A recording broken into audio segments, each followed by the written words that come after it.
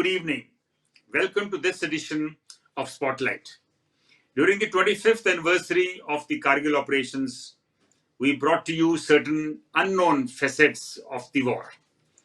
Today we bring to you another less talked about but equally significant and difficult part of the operations in the Batalic sector. The Batalic sector which extends from Marpola to Turtuk. In this sector, at the forefront was 111 GR, 111 Gurkha Rifles. I'm talking to Brigadier Amul Asthana, then officiating commanding officer of the battalion. He recounts the horrendous experience, May 8, 1999 onwards, of his troops trudging on without support weapons, through snow, sleet and rain, without water, food and maps, at heights extending up to 17,700 feet for many days, to score a resounding victory.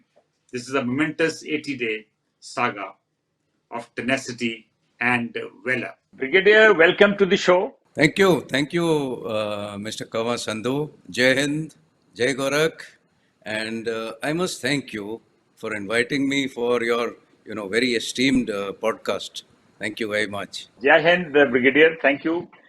Thank you for joining. Brigadier Asthana, I believe you as officiating CO of 111 GR were headed from Central Glacier to Pune when you got a message way back in May 1999 to go to the Kargil sector.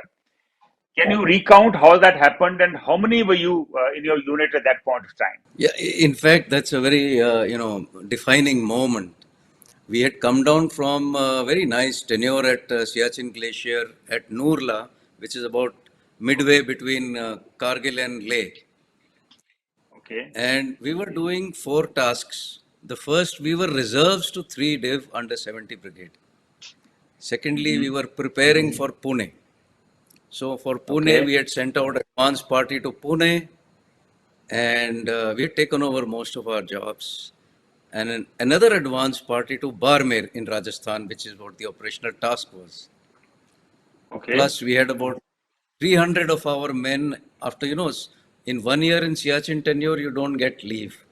So after that, we get extra quota of leave. So I had about 300 men who were on leave. And most of them had joined Pune because that was the destination. So eventually we were left with, just about 250 odd men who were there at that time. Okay.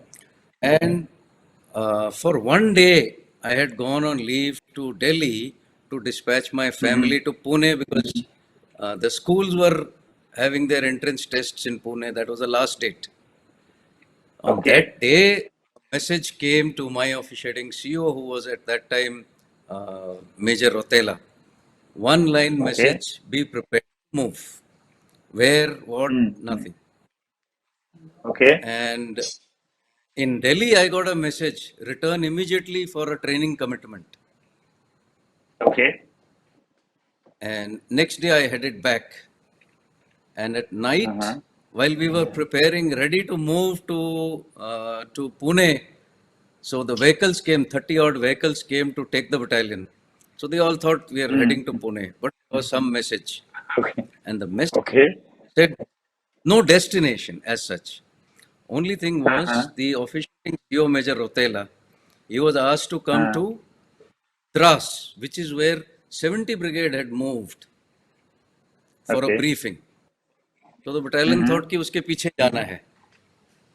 En route they were informed that not Dras, not Kargil, you have to go to Batalik. Okay. So that's how it was led by Lieutenant Samiran Roy.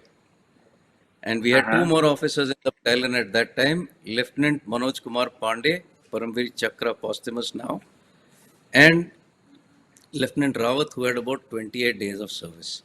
That was the full complement of the battalion.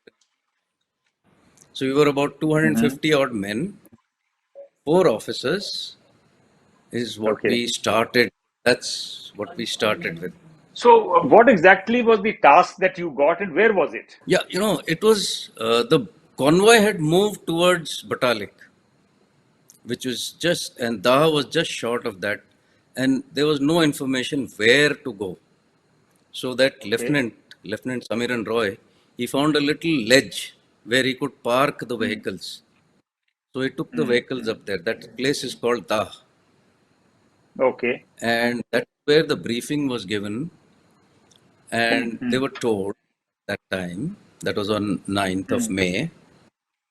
The first task was that there is a helipad of Dah just above where this location was. That perhaps the enemy has come up to the helipad. The second task was, there are a number of ridge lines on either side of this Nala called Yaldor Nala, which goes from Dah, Okay. it comes down from the line of control to Dah. On either side Okay. of it, there were a number of mountains. So they needed to be, we had to find out whether there is enemy, where all is the enemy, how much strength is it, and then to stop his ingress. That was the task. And the third task, there were two patrols of the holding units, that is 3 Punjab and 16 Grenadiers. It was known that they have Okay. gone deep inside towards the line of control. Both have been ambushed. They have suffered Okay. heavy casualties. So we had to Okay. find them and retrieve them, retrieve their bodies, and try to retrieve the situation, stabilize the situation over there. So these were the initial tasks that we had got. But We Brigadier, started on the night. how well equipped were you, and what information did you have of the enemy at that point of time? The situation, as I've said, we were moving to Pune. So what happens is you return your sector stores. So you return your Okay. sector maps, you return your supporting weapons which are of the sector, you return your cold clothing which is required for any higher altitudes. But Nurla and Da is just 9,000, so you don't need special clothing. But Okay. on the top, well, immediately you needed it because on the day one we were at 16,000 feet and under heavy snow. Even in May, Okay. we had very, very deep snow over there at that time. And I see. radio sets were a criticality, telephones were a criticality. We had no medical because, the medical gets detached. When you go to Pune, then the medical unit remains behind. So this is how we started. And of course, I think one of the major issues is that where do you make your food? What is called a B echelon or a langar cookhouse. So that was at the roadhead at Da. When you started from Da onward, there are no roads. It's all you're on foot. So So you have what gone date about would 6 this be 8 approximately? hours. What date would this be approximately? This was 9th of May. By about we sent out 12 patrols to left and right. With about 200 odd men, each patrol was just about 7, 8, 10 men on either side. Okay. They did not have maps. They did not have radio sets. So when I sent out a patrol, it was to discover the enemy. If he was there, fight him. If he comes back, then I know that the enemy is not there. If he doesn't come back, I know that I have to send a reinforcement. So this was the initial situation, and food and water have to be supplied, which need manpower. But every man was now in contact in the battle. Okay. That was the situation. So, what was the information that you had of the enemy? What was his strength? How was he deployed? And what was his? What exactly was he intending to do? What was the information then? See, initially, I can imagine, what the division would know. They said that there are 4 or 5 uh, intruders who have come in, irregulars probably, Okay. Okay. militants, Okay. that kind of a thing Okay.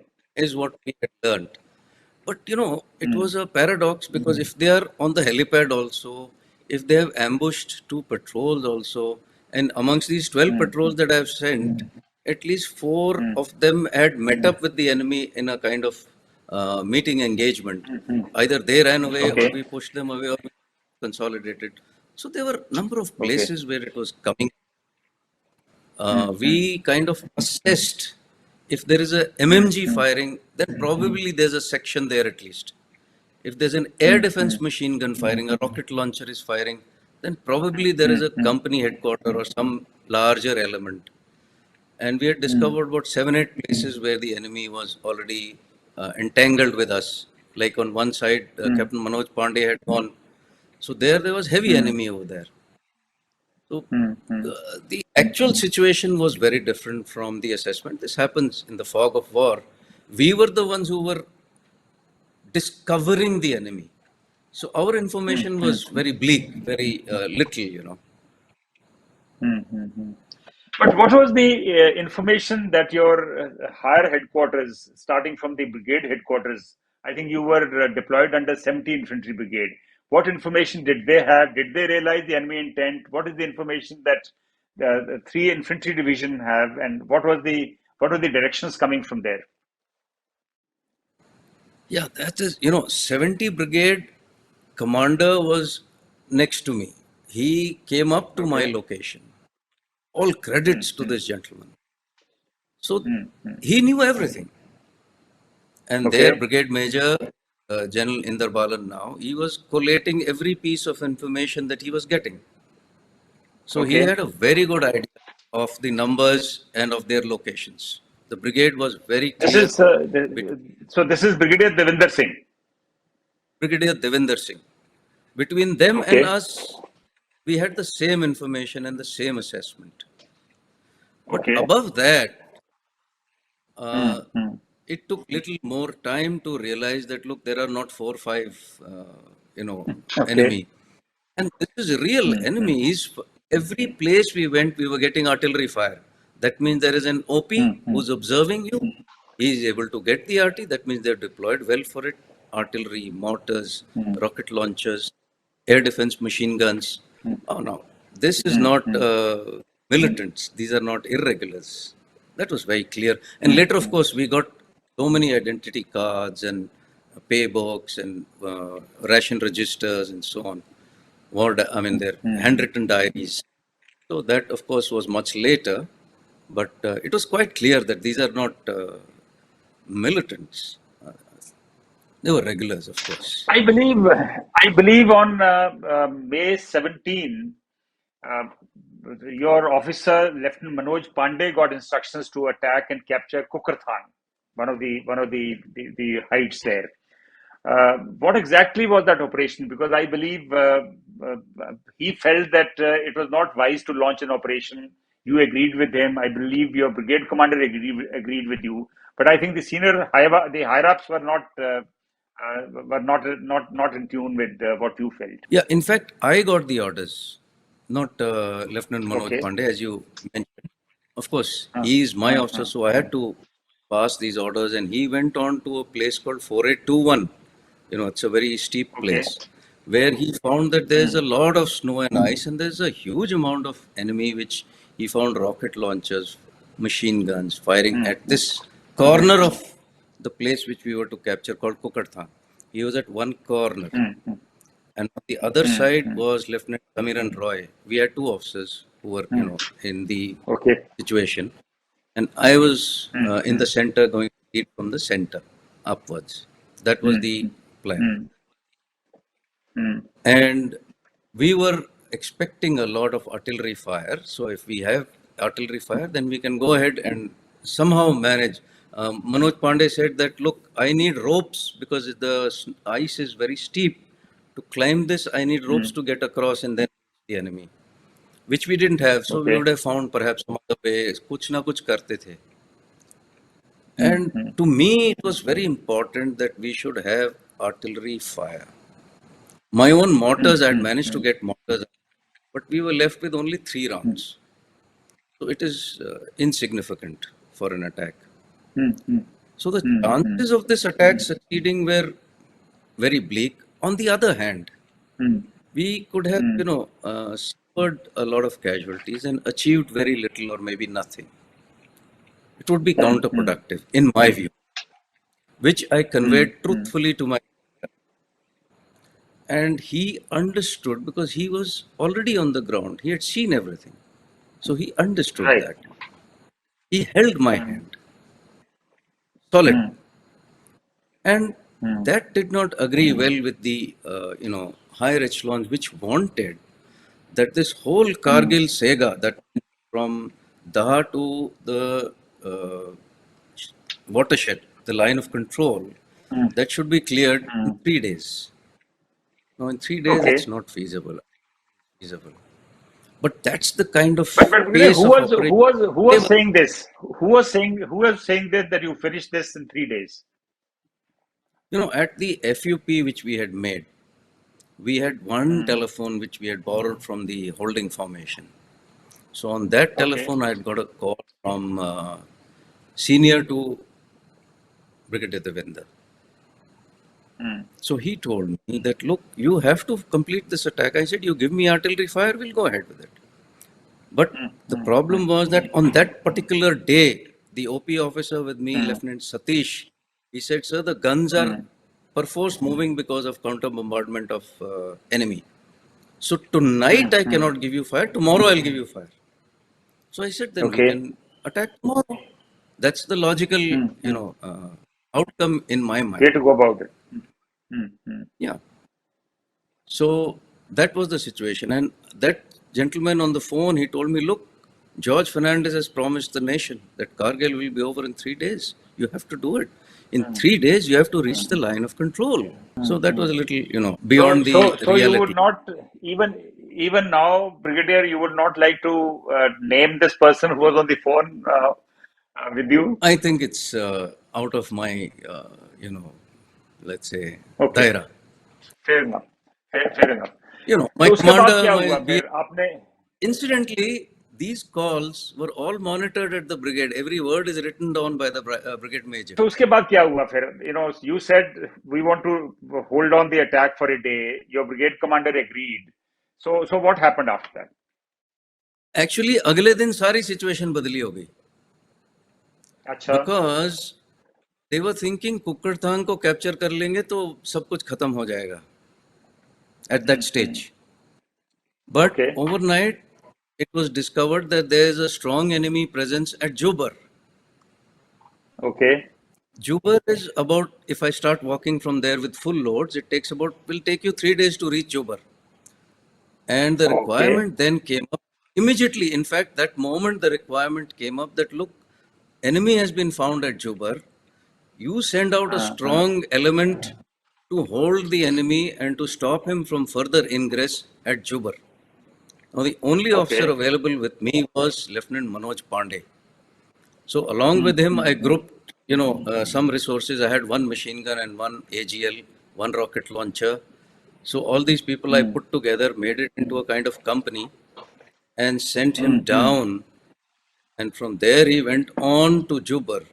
Now, I must mention, when my officer went to Jubber, I have no communication with him. He's a young officer Okay. who has gone to Jubber on a limb. I have no communication with him.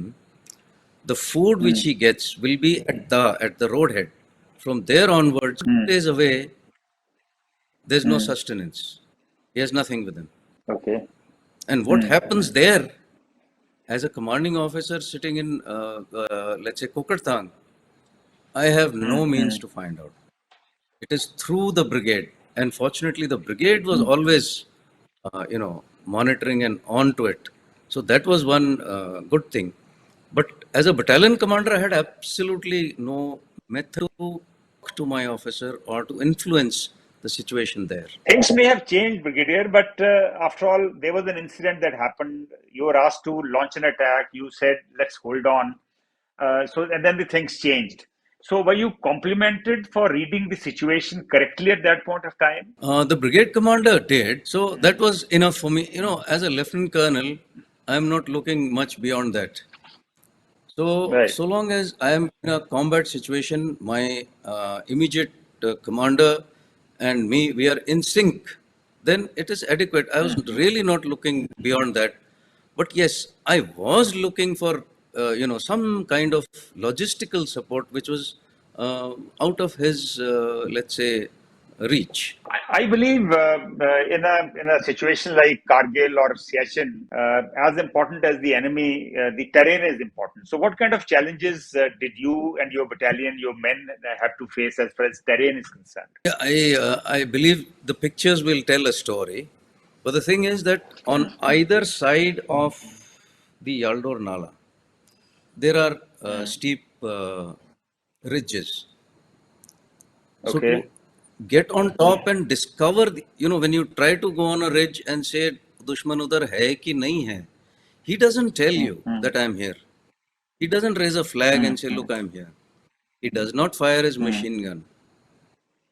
Till you are right next, till you're within his reach, then he fires. So Right. uh, let's say ridge or each pahadi which you had to climb, it takes 1, 2, 3 days to be able to discover. So that terrain was one part of it. And in those days in May, there was heavy snow still on the higher reaches. For example, Kukkartang, 4821, all these places were under heavy snow. So that was another thing. So And the what third thing, height of was it? course, What height were these? Sorry to interrupt you, but what height was this? 15,000 feet, 17,000 feet? What was it? yeah, see, 4821 will amount to somewhere around 16,000 feet. Around Okay. 16,000 feet. 5287 will be around 17,200 feet, 17,300 Okay. feet. So that's the bracket which we are looking at on an Okay. average. Okay. Okay. And there was Sorry. there Go on was with your heavy explanation. snow. There was heavy snow. That was another thing because we were in jerseys, normal OG jerseys which you have. So the cold clothing had yet to catch us, which we had deposited. Okay. And thirdly, of course, we were climbing from 9,000 to 16,000. So that Oh, needed a okay. lot of. There were cases of HAPO or of high altitude sickness, and my next officer, as I had mentioned, Major Rotela, he was the first one to reach 4821, that is at about 16,000 feet, and he he got very severe high altitude pulmonary edema, and he was in a very, very, very precarious situation. Luckily, from since we were from Glacier, I used to carry in my pocket very good magic potion. It is called Oxy Moxy. You can Google it sometime. Okay. It's a Okay. Canadian drug. It's a Canadian high Uh, altitude drug. Works wonders. okay. So I could force his lips open, put a few drops inside, and it Okay. kind of it kind of helped him to revive. At least he was able to be taken downwards. Otherwise, to carry this gentleman all the way, it would have been very, very challenging. So he was able to go down. So I was left with three youngsters. Lieutenant Manoj Pandey. So you said you were left with So three officers, and how many men were you at that point of time? we were about 258. I have shared Okay. उस जमाने का पर्ची पे आता था parade state of the day. So Okay. that was the state at that time. That all So told, obviously Alpha you Bravo were. Charlie had caught, and this included the troops who were at Nurla, who were holding the fort there. It included the troops at Taha, and some troops who were still at Partapur. So apparently you were clearly in a very precarious situation, but yet you achieved some successes. What are the initial successes that you managed to achieve? I think the first thing was that we were able to hold the enemy. He was at so many places you could find that the enemy has been spotted, you fire at him, he goes back or he consolidates somewhere else. So that is the first thing. There were a number of OPs Okay. of the enemy which we had to discover one by one. Where is he observing us from? Where is he getting the fire from?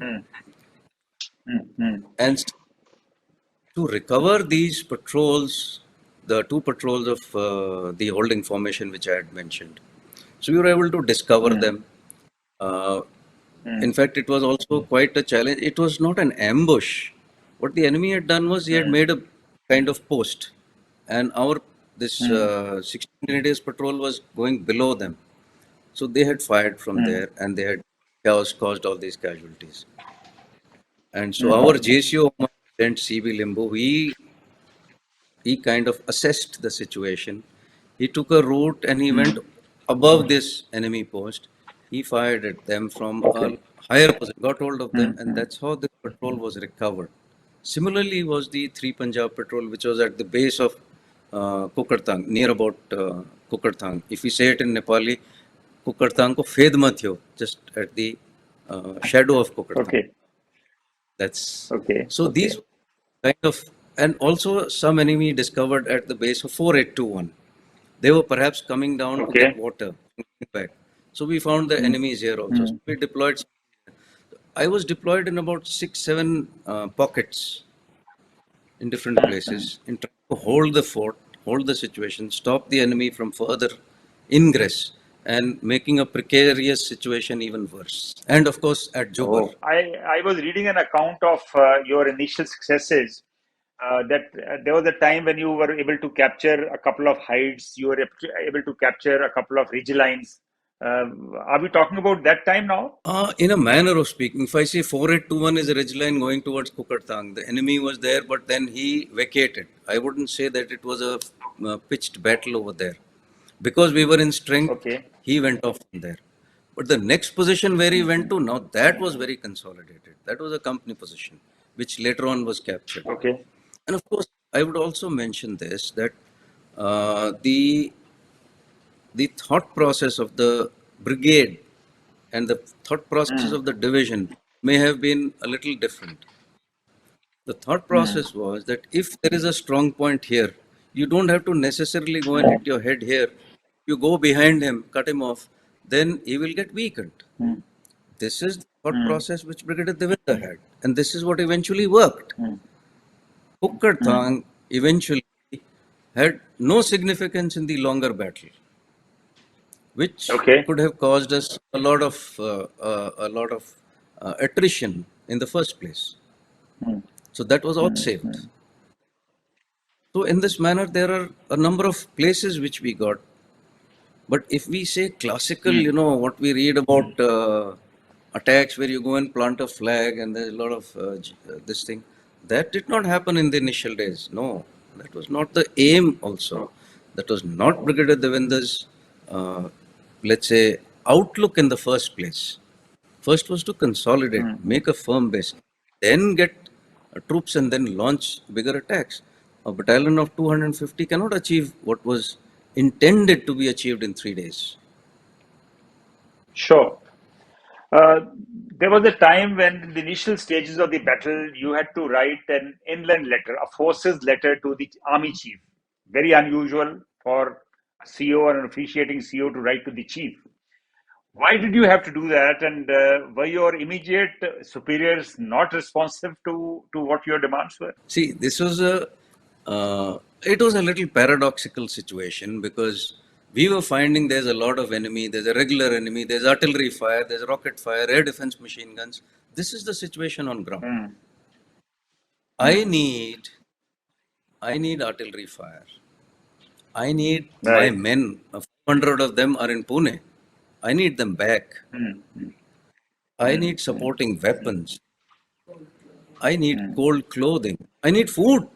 Actually, in the first 18 days, there was no food.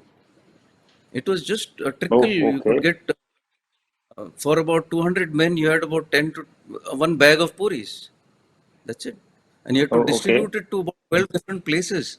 You distribute a bag into 12 different patrols which are here and there. वो जो petrol आ गए थे उनको तो बेचारों को कुछ भी नहीं मिला होगा इतने दिन. So these were the Sure. challenges which we were there. We needed weapons. We needed ammunition. I needed mortar ammunition. And if let's say the corps headquarters or the northern command had said, okay, send that advance from Barmer and Pune, it could not have happened. Send the leave parties, it could not have happened. If said, okay, send these parties back, well, they could not have done it. You need the army headquarters to get involved in and arrange a train which can move these 500-600 people back. So I found that, it has to be taken more seriously than what apparently it has happened in the first 10 days of the battle. It didn't seem to be, gelling. Of course, it's beyond the scope of the brigade to give you additional weapons from, where will they get it from? They don't have any resource. Right. So I took this call that, look, no one else can solve my winning issues. I need to have these things to win.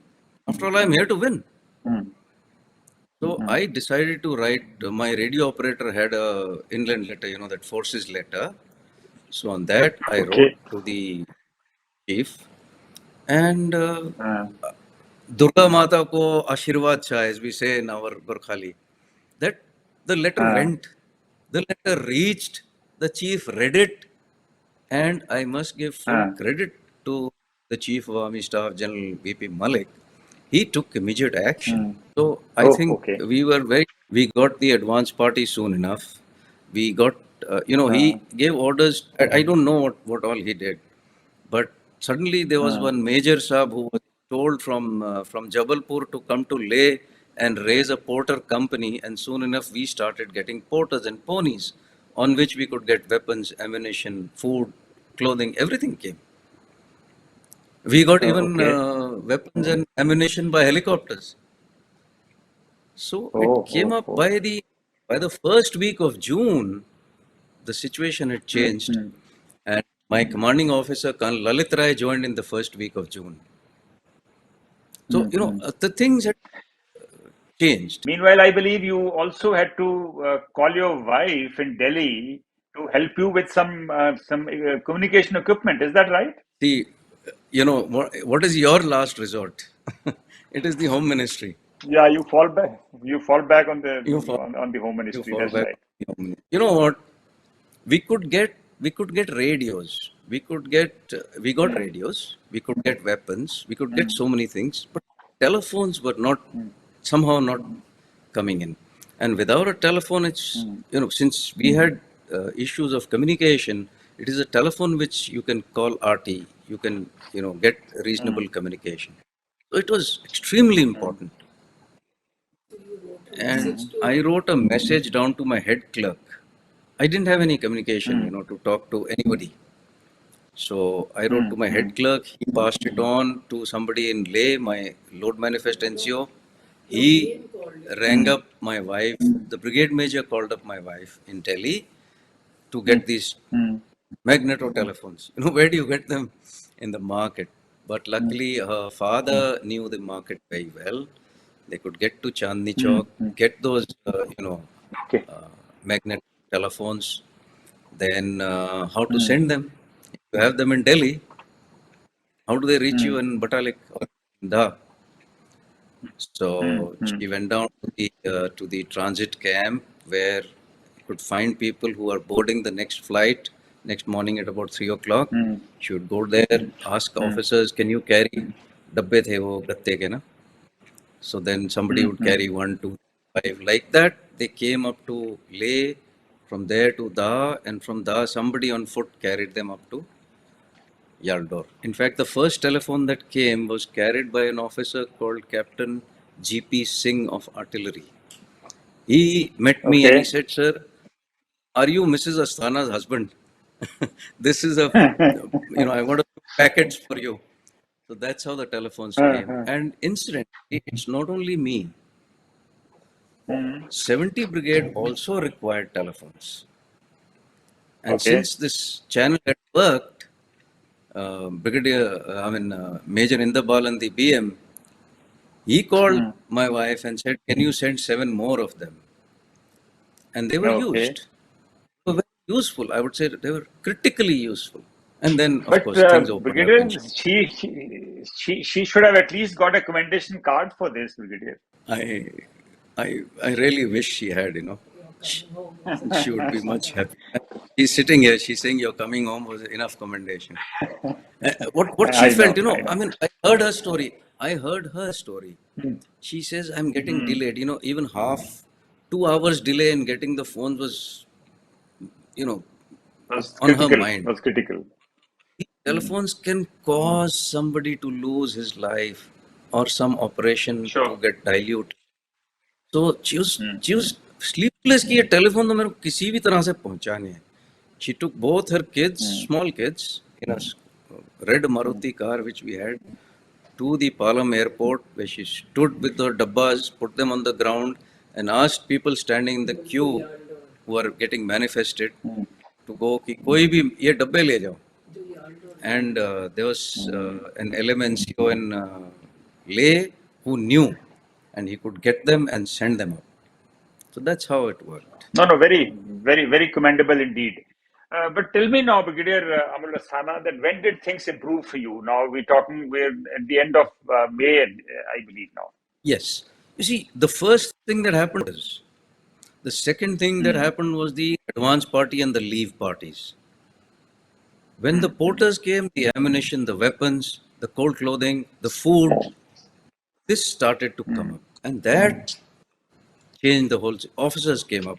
Officers had gone on course. They were held back for 1 year, no course, no chutti. So all these people came back. From 3 officers, we grew to about 17 officers. It makes a lot of difference. When the commanding officer, Colonel Lalit Rai, Yeah. also joined, right? Yes. Colonel Lalit Rai joined us in the first week of June. A lot has been written about the guts and glory of the junior officers of the Jawans. What about the JCOs?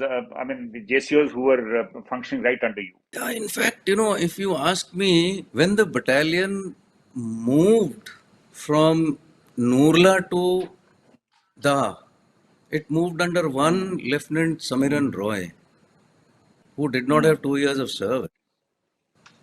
Who moved the battalion? It was the Subdar Major, the JCOs. They were, let me put it, they were astute. They were experienced. They knew what has to be done. They knew how to do it.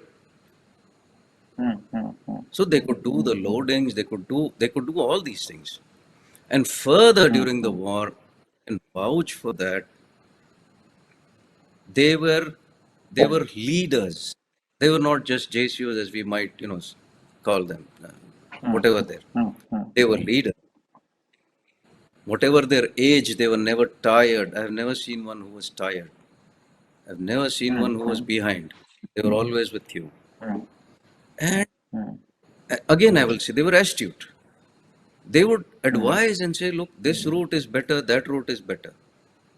Let us do this. Let us get the logistics first. Wait for 2 hours, then we will go ahead. Everybody should have stomach full and some puddies in their pocket. So they were always with you. And I think not only them, the NCOs, the men, they performed exceedingly well. They're experienced, resilient soldiers. Khana nahi mila, pani nahi mila, kuch bhi hua. They were never, affected. Of course, when you don't get food for 5, 6, 7 days, you will start feeling down. But will the soldier start feeling down? No, he was always up and about. He was. And in so many situations, I would say that they're looking at, you are supposed to feed them. And they know that it's not coming up. So they can make it difficult for you, but they didn't. There must have been Jawans, there must have been JCOs, NCOs who were getting injured. They must have been evacuated. Some of them must have retired during the war. So can you recount all that? How was it done? How was Yeah, it in done? fact, I think the very important thing is that there was one JCO, Man Bahadur. What happens is 2 months before an JCO or NCO retires, 2 months before that he goes to do pension drill, he goes to the regimental center, does his documentation, and then 2 months later he's sent out. So this officer, this JCO's time had come. He was to go. But he refused. He says, I will fight here till the last day. Even if my retirement comes, you can't send me off from there. Okay. Yeah, so that's the kind of spirit which they had. In fact, So are you suggesting, Brigadier, are you suggesting that somebody continued to participate in the war even after retirement? even after the date of his pension drill, he continued for 2 months, and had this war not ended, he would have exceeded his date. We took up a special case for him later, so that he continues to do his pension drill after his retirement, which he should have done 2 months earlier. There's another case where we had one JCO and his 3 sons, all in the same battle. Oh, 2 of them had got a wound medal in Sri Lanka, one okay. in the east, and 2 of them got wound medal in this battle. All 4 Oh, of the same father and 3 sons. I've got that picture. I'll share it with you one day. Commendable, commendable indeed. Now, the attack on Khalubar is much talked about, and can you describe this operation and the role of Captain Manoj Pandey in this Yeah, operation? Khalubar operation was somewhere planned towards the beginning of July. It was a very, very, let's say, detailed and a very bold plan made by my commanding officer, Colonel Lalit Rai. Hmm, He led that operation. We had Bravo and Charlie companies no. with that. Hmm, And hmm, if you see Khalubar from that angle, from where it was climbed, that complete route from Ganasok all the way till stop to, as it's called, in the base of Khalubar, they were under artillery fire, fire of air defense machine gun, mortars, and this whole column continued to go by day and night. And hmm, it took us about 17 hours to reach the base of Khalubar. hmm, Major hmm, Ajit, I must mention, Major Ajit Singh of 22 Grenadiers. hmm, He had hmm, achieved a foothold as 22 Grenadiers was earlier tasked. So he had got a hmm, foothold, and Colonel Lalit Rai, with the speed which he could go forward, and if you hmm, see the kind of steep climb which they have done, he could manage hmm, to catch up with Major Ajit and take on the battle hmm. on that flank. Of course, there was two Okay. companies which are going. Khalubar is a large ridge line, so they went Hmm, up hmm, hmm, in this kind of a formation. And at hmm, night, hmm, they quite the it was at the lower end. It was raining. Beach में sleet था, top में snow पड़ रहा था. It was a pitch dark night. hmm, hmm, And when they kept climbing, kept firing, it becomes a kind of a kind of continuum. You're just going on and on and on, whatever comes. hmm, In the hmm, first light, they found that there was enemy there, enemy here. You are in between. So we kind of uh, came in between the enemy, and the enemy came in between us. hmm, And that time, if you fire, you might hit your own man behind. sure. And that is the time our boys resorted to our one and only last resort. Then that is the kukri. Never failing. Oh. Oh, Hmm, it was a kind of, let's say, kukri attack. Forget about hmm, everything hmm, else. hmm, The thing is, you don't have to fire at a bunker. You can crawl, you can go from some behind and then chop off. This is what the boys hmm. did. That's how the Battle of Khalubar went. So, is that It where took us Captain Manoj Pandey made the supreme sacrifice? at I have shared you a kind of video of that actual height and the actual place. Now it's a very Hmm, narrow ridge line, and if hmm, one narrow approach is covered by there are four bunkers which are covering this approach from different angles. So if you want to come hmm, up along this ridge line, it's very, very it's not feasible. hmm, So it is Captain Manoj who led this attack, and he hmm, destroyed by crafty maneuver. One hmm, bunker, hmm, two hmm, bunker, third bunker. It was unfortunate that in the last bunker, though he was injured already, he could have just hmm. peeled off from there, but he didn't. He could have pulled out. He Hmm, hmm, managed to get the last bunker, and it is unfortunate that he got hit at that time. hmm, hmm, hmm. And So sad. even then, even then, Hmm, while he was going, he said, at whatever was the loudness of his voice was possible in that situation, he said, "Na chhodno, hmm, na chhodno." In hmm, Gorkhali, it means don't leave them, don't leave them. hmm, These were the last hmm, words of Captain. But I must add one more thing. I used Captain Manoj to go to Jubber. It was a most hmm, unforgiving task. He had hmm, hardly hmm, come back. I had to send him to 5203, which was on a completely different limb and under hmm, heavy snow. Again, there he hmm, performed. hmm, And when he came back on 26th of June, he came back, and 2nd of May is this attack. There was no break for this youngster. And we 2nd were of July. already, 2nd of July. yeah, 2nd of July. So just about 4-5 days in between. And we were already recommending him for a Mahavir Chakra. And he performed even better. That's Captain Manoj. Oh, that's Captain Manoj. Now you and your men also captured point 5287, which was the launch pad for the launch of Stinger missile. How was that achieved? See, when we captured Khalubar, that it took us about 5 days. And in those 5 days at the top of Khalubar, there was no water. So you were using the ice which was impregnated with gunpowder. So everybody was down with vomiting, loose motions, high fever at about 17,000 feet. That was the altitude. So from a strength of about 250, which we started, a lot of us were down with, all these medical issues also. And our task was done. Khalubar was captured. Glory already achieved. We were expected to come down. But you had mentioned about JCOs. My JCO, Subhadar Indra Prasad, he mentioned कि साहब, we should not go down. हामीले जाऊं देना साहब. पहिला हामीले त्यो 5287 capture गर्नु पर्छ.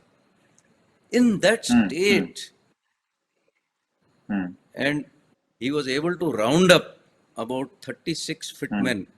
That is Bravo Company, Indra Prasad, few men, Ghatak platoon, which was always with me, Kiranti task force.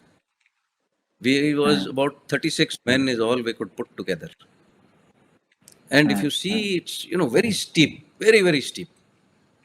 Maybe later on we learned that maybe an advantage to us because sitting on top of that steep, he could not look down and shoot at us because we were too in his dead ground.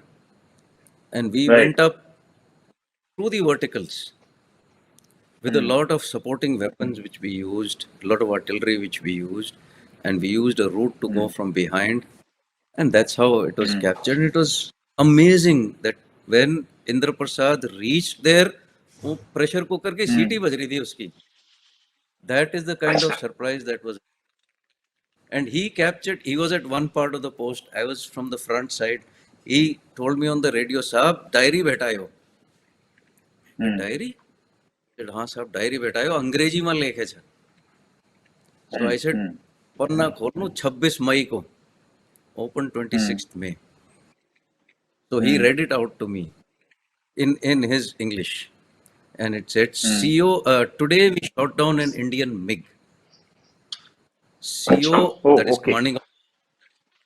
CO and I went to look at the wreckage. ये उसकी diary में लिखा है. So that officer who shot the Stinger, ये उसकी diary है. उसके pips हैं, उसका I card है, उसका सब कुछ है. That's how it was captured. And you see this picture, Indra Bahadur is doing this with the Stinger on one hand. He's so happy that we have captured, we've got the Stinger. So this was the Stinger which shot down squadron leader Ajay Ahuja on May 26th, right? Yes. On 26th, we were at Kukartang. From there, 5287 is very far, but we could see it clearly.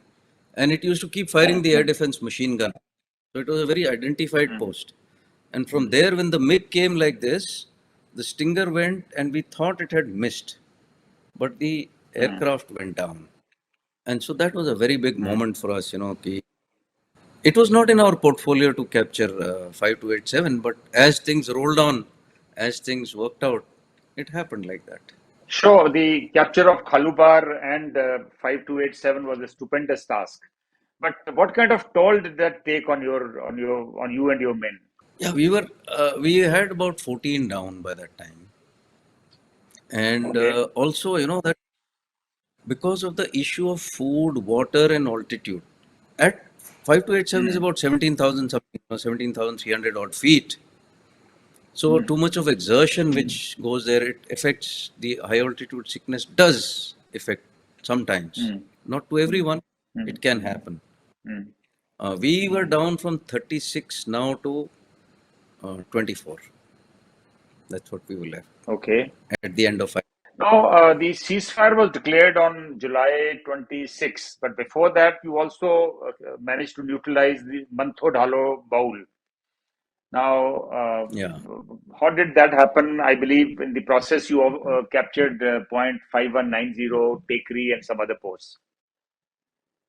Yeah, yeah. In fact, Munthu Dalo Bowl was their logistic base, that area.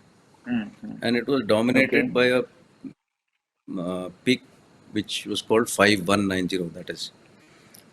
What has when we reached 5287, I could see with the binos that there's a lot of activity going on at 5190.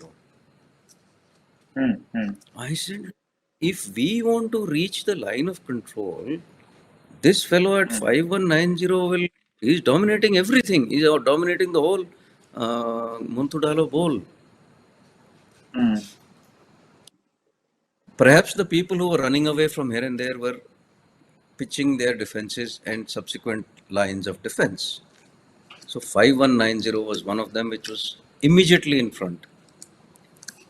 So we decided at that time, of course, with the blessings of my commanding officer, Colonel Lalmitra, and the brigade commander, Brigadier Devendra, that whatever it be, let us run for 5190. Jaisa bhi hai. So about the balanced 24 men of, that Ghatak commando platoon which I had left with me, and some, including Indra Prasad of Bravo Company. So we went all the way down at night and then went up to 5190. When we reached, there was artillery fire of the enemy. There was some machine gun fire which was ineffective. When we reached 5190, we could find wrappers, fired ammunition, fired cases, and everything else, but no enemy. Yes, I found something very important there for me. Oh, there was a packet of capstan spirits which I could use. Okay. वो 2 महीने हो Interesting. चुके थे. But very I interesting know, also I one know. important. When we went down to Munthu Dhalo Bowl, it was now 7 days since we had started, 8 days. So we were really looking for something to eat. And a patrol had been sent, heavy patrol had been sent from Yaldor to feed us here, meet us here. That patrol came under artillery fire. It was a patrol of porters and so on. Okay. So that patrol came under fire and they could not proceed further. There was one JCO in that. He had a big backpack, solid, heavy. He said, okay, you left somebody behind to look after the patrol. I am going. Alone, this gentleman came. And I don't know how in the world it end us. If you see Boulders area, you can't see anything. But he managed to catch up with us. And he came very Okay. late at night, somewhere before early morning. And he came to me and with this bag, he dropped it down. He said, Sahab, wo aaye ho? And I said, Ke le aaye cha? So, What have you got? So it was MMG ammunition. No food. oh, And okay. who was this JCO? It was the same guy who had retired. Okay. इतना दम था उसमें, यहाँ तक पहुंच गया, इतना सामान लेके आ गया वो, छोड़ा नहीं उसने. That's the kind of, when Very you nice. say JCO, that's the kind of people we have, yeah. So, when And you're talking of course, about Mantho Dalo Bowl, how many men, how many of the enemy were there in all at that bowl? nothing. At Munthu Dalo Bowl, Okay. when we went there, the enemy had already vacated from there. Okay, they have disappeared. Okay. Yeah, that had been So, bombed by the air. Yeah. how many men did 111 GR lose in all? And with the benefit of hindsight, would you say that your battalion got their due, got its due? Yeah, we lost 14 men and Captain Manoj Pandey. We got a battle honor for the battalion. We got a unit citation, and we got after Captain Manoj Pandey was awarded Paramveer Chakra, our battalion got the title of Bravest of the Brave. That is for having two of the highest gallantry. We also got a number of gallantry awards. Of course, for my men, for my JCOs, and for some of the officers who have fought for all those long 80 days, one would always aspire for, something much more. Sure. But then, one has to be very contented. I owed it to them, but that's what we could get. Absolutely. I must narrate one more very important incident. That in the on 12th of July, the first ceasefire was declared on 12th of July. Okay. And one could have expected that the war is kind of over. Of course, we didn't expect that. Major Rotela that time. Achha, Major Rotela came back. He ran away from the MH, by the way. He was evacuated to the MH. From there, escaped from the MH. He came and joined back the battalion. And I got a report that आपका officer वहाँ भाग गया है. वो इधर आ गया था. That's that. But Major Rotela said, "Look, sir, there is no ceasefire. जब तक हम ये line of control capture नहीं कर लेते, we should not even believe that there is going to be a ceasefire."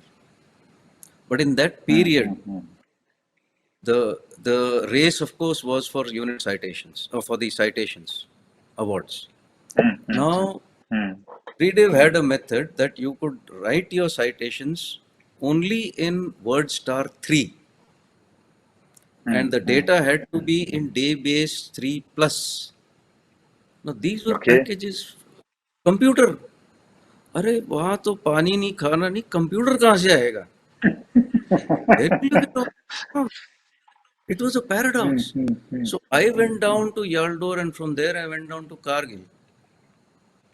And there I went to the divisional headquarters and asked them, where can I get the format for the citations? So it was a very interesting thing. They said, look, this is an A branch computer. This has got the citation ka format. It has got word star 3 and DBase 4. DBase 3 plus. Yes. लेकिन इसका floppy disk काम नहीं करता. और ये जी branch का computer है, इसका फ्लॉपी डिस्क काम करता है, इसके अंदर ये पैकेज नहीं है. So how to get my awards? So I luckily had a background of Wargaming Development Center where we used to assemble our computers. So I could ask somebody for a screwdriver, put the computers together, iska hard disk uske saath mate kiya maine, and then we could get the formats out. And by the time I finished, there was a long queue behind me. Ki saab mere ko bhi chahiye, mere ko bhi chahiye, mere ko bhi chahiye. There were so many people waiting to get these formats. We could get those. But this is very strange. Who was making these rules? Somebody sitting in the army headquarters on a desk, perhaps? See, I think these are the standard operating procedures. There are no new procedures. But one could comply, one could manage to comply. You have a battle on. How could you do all this in the midst of a battle? We got the computers up on donkeys. It's a picture to be seen. I saw a donkey with a monitor, Donkey ke do eyes, uske upar monitor. That was how we got it up. We got the computer, we got the generator, we got the diesel. And we got the floppies, we got everything, and then wrote all the citations. That's how, whatever awards we have been talking about, aise hi to mile. Very interesting. And very interesting. I also believe one of your soldiers went missing and his decomposed body could be found only 2 years later. Is that right? Yeah, in fact, in the early part, I mentioned to you that in the shadow of Kukartan, where 3 Punjab ka patrol was ambushed. So on that road, it's also a very, very, very sharp ridgeline. If you see Barkar, it's like a cliff. So on that, this patrol was going under Subedar Nande.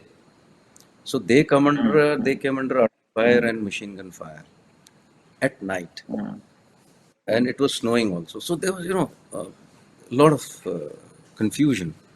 And these three men, they kind of diverted from the others who were here. A lot of people got diverted here and there. Yeah, बहुत होता है. And now these people, they came directly under the enemy fire. And they were also trying to fire back, maneuver. ऐसे करते करते वो निकलने की कोशिश किया. So उसमें से दो तो they were also told, two of them were told to me missing, but one of them managed to come back, and Narayan we could not get at that time. Later on, when there was a lull in the battle, we looked for him between 12th of July and when the next phase of the battle started. After 5-6 days, again the battle started. So in this phase, I sent all my men to look for him. We couldn't find, etc. मिल ही नहीं पाया वो. What happened is that the next unit which came was 1 BR. After that, Mahar battalion came there. And the battalion, my battalion was on the way to UN. We were in Delhi when I got a call from that battalion in Batalik to say that we have found a decomposed skeleton. So I told them, look, open the boot. Boot के अंदर मैंने सबके number लिखवाए हैं, तो दिखता है क्या? So they could read out the number, and he had two weapons. He used to carry a carbine and a pistol. Both he had, because he used to man the rocket launcher. So both of his weapons and the registered number matched. Then we went, got his last rites done. And his wife, when she was earlier told that, look, your husband is missing, presumed dead, she refused to accept this 40 lakhs worth of, compensation. My wife and I went to Nepal, to her house, to encourage her. Look, it's been 1 year already. It was in April 2000 that we went to accept the money. She didn't. It was only after this incident, when he was found, and then we could give proof to her, then she accepted. That's the kind of fiber. Some daunting spirit some people have, absolutely. I was reading an account of your battle in one of the magazines, where you mentioned that by the time the ceasefire happened, you were in a position to actually launch offensive operations. Now, did you convey that to your senior commanders? I would say, as a lieutenant colonel on the line of control now, what we saw was the Pakis were running in absolute panic. Could just, they had kind of lost everything and they were running away. So that was a time when we could have given what we have learned as a pursuit. And not far was the road which leads up to their Siachen side. I believe it was within reach. I believe that at that time we had a huge amount of force which had been put together. Huge amount of artillery, infantry, everything was there. And now we were well up. We had logistics, we had everything. So, and at that time, one more, now in hindsight, not in that time hindsight, even today's hindsight, I can say, us time China was not there. We could have gone, I mean, this is over my pay grade, way over my pay grade. But we could have gone, we could have gone up to Skardu, we could have gone even further then. Now that China is involved in this area, or at least straighten the LOC. That is something which we should do. Okay.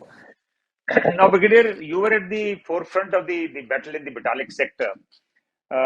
What were the lessons that we can draw from the war in the Batalik sector and the Kargil sector in all overall?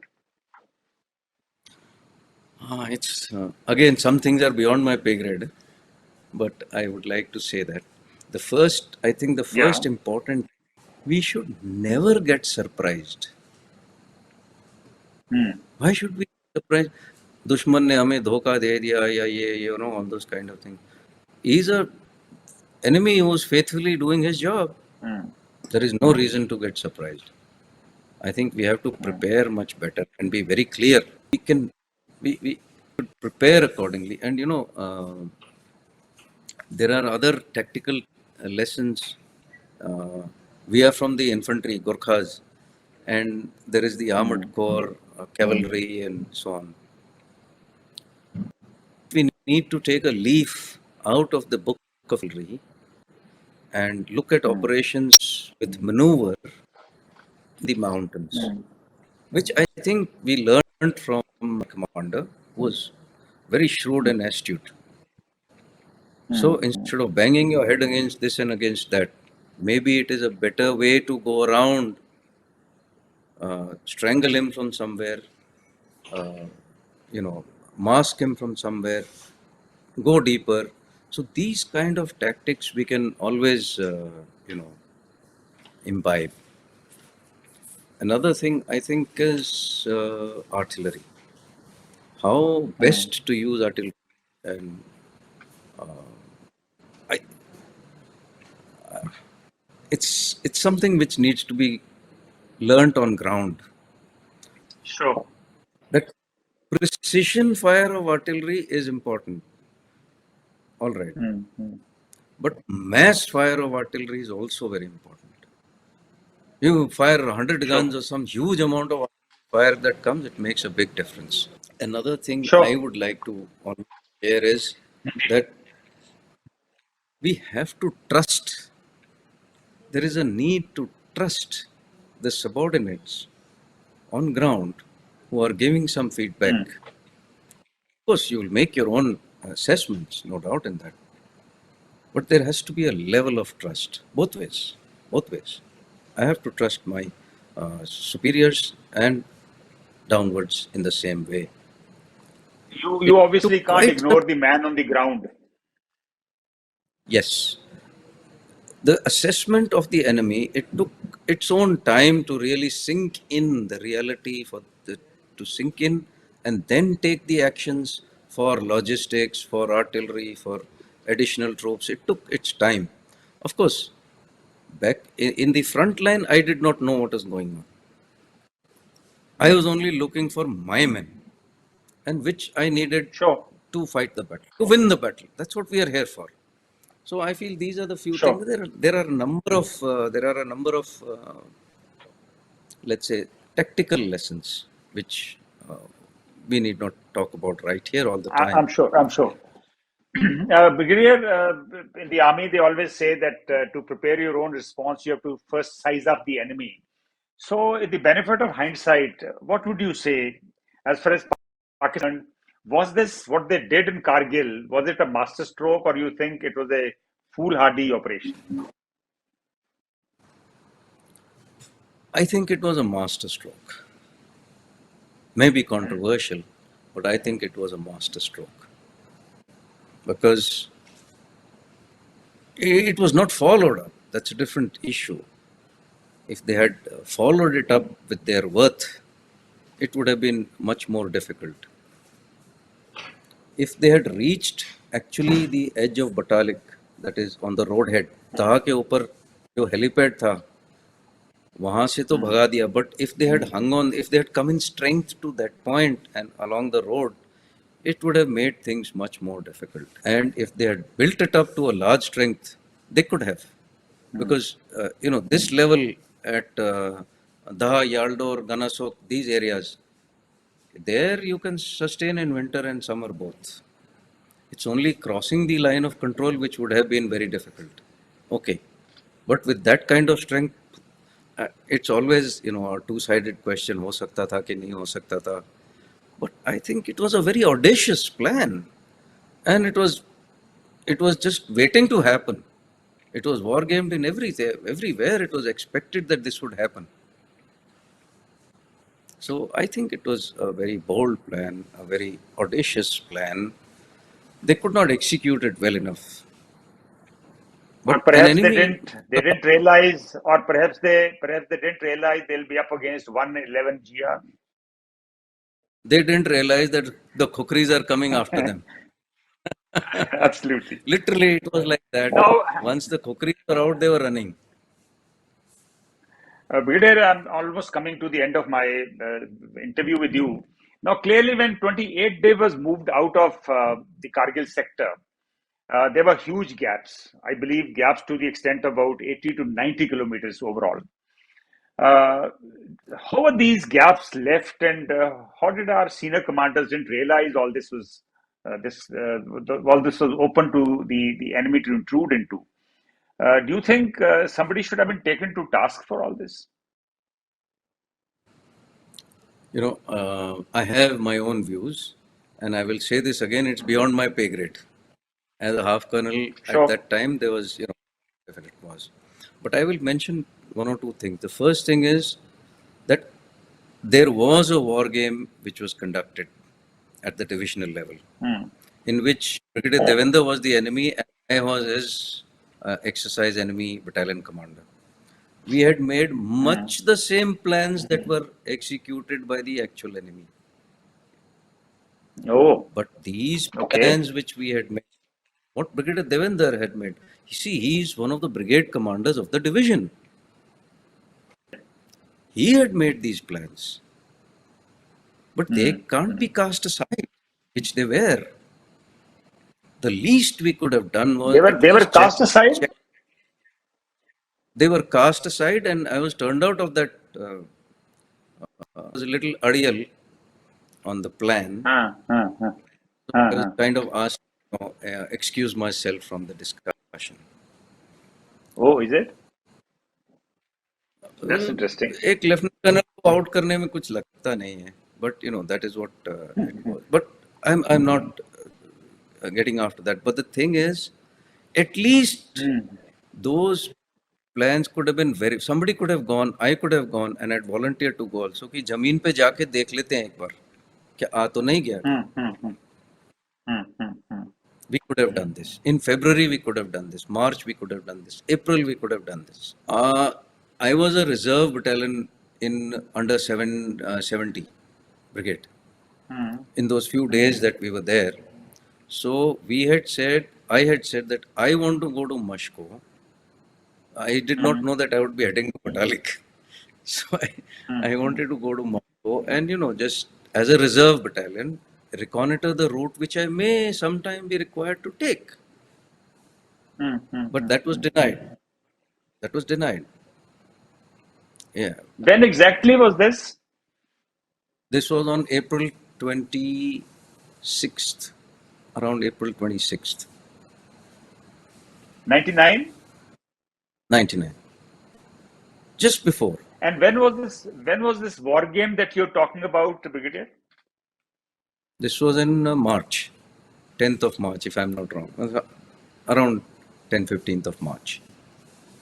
And the war game at the corps level was attended not by me, but only by Brigadier Devendra from our side. So he was there. That was in April. That was much the same plans were played there also. And they were also cast aside. So this is very interesting that we had made similar war plans, but it appears that we cast them aside and the enemy actually implemented our plans.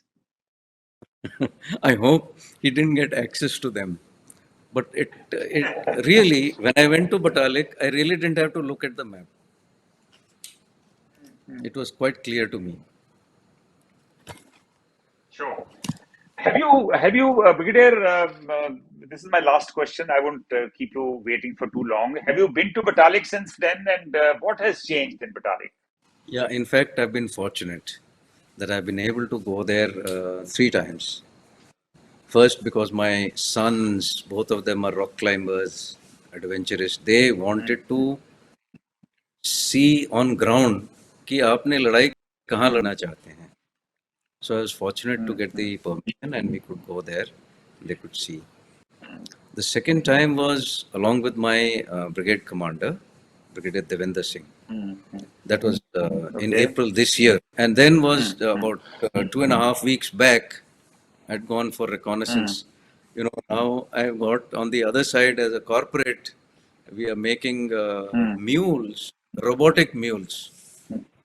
I'm making Okay. robotic mules to do that kind of terrain. So I'd taken my scientist with me to show actually on Okay. ground, look what degree of difficulty and other issues, along with muleteers, along with these small donkeys, so they could see actually what they have to make. And I'm happy to say that we've made a lot of good progress on that. So I've been there 3 times. A lot has changed. A lot of roads have come up. And of course, equipment has improved to quite an extent. And but one thing I believe that we should not neglect. What has happened is because the roads have come up to quite an extent, the number of porters Ji. and ponies required has gone down, and the people who helped us, the Ladakhis who came and who helped us, now their progenies and their families have kind of, are not into this profession that much. So if there is a war tomorrow and we need to cross the watershed and go into some further areas, we will need the same hardy porters. We will need the same small donkeys, which we don't have to that extent anymore. So this is a kind of red flag that I always mention. It's okay, you can sustain on own side.